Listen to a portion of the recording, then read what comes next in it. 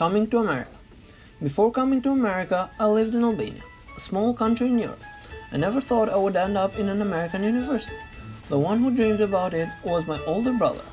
When he was a senior in high school, he applied to a bunch of universities and got accepted to some of them. One of them was UMBC, and that was the one he chose.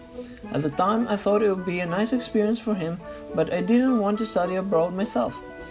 My plan was clear: to finish university in Albania and work at my mother's dental clinic as a dentist. Somewhere during the way, this plan changed drastically. Seeing photos of my brother in America and Skyping him made me realize that he had found himself there and was truly happy.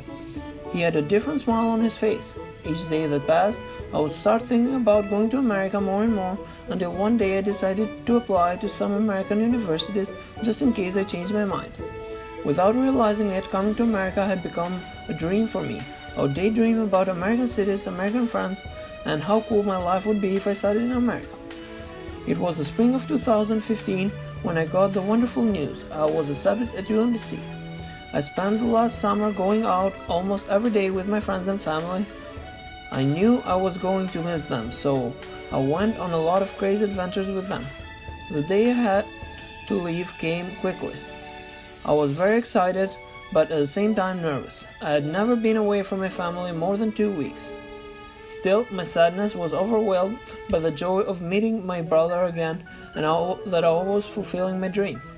After I met my brother, I was really happy, but that happiness didn't last long. I was starting to realize that my expectations were too high and the reality presented to me was different. America was so much different than I expected it to be. What made me feel even worse was the fact that I already missed my friend and family. Everything in America was different. The first thing I realized was that everything was bigger. You had to drive to go anywhere, even grocery shopping. At first, I also didn't like the food at all, and the portions were enormous. Everything was terrible. I would question every day if the decision to study abroad had been the right one. What made things even worse was that my first roommate never showed up. Almost everybody knew at least one person or hung out with their roommates, but I didn't have a roommate to hang out with. Also, at first, it was really confusing to hear people talk in English all day.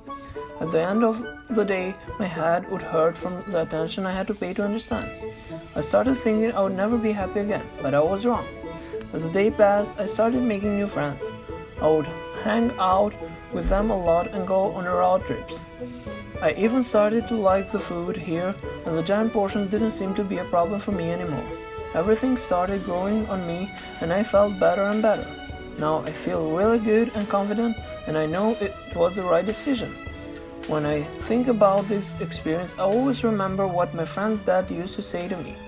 At first, America will let you and your dreams down, and then will start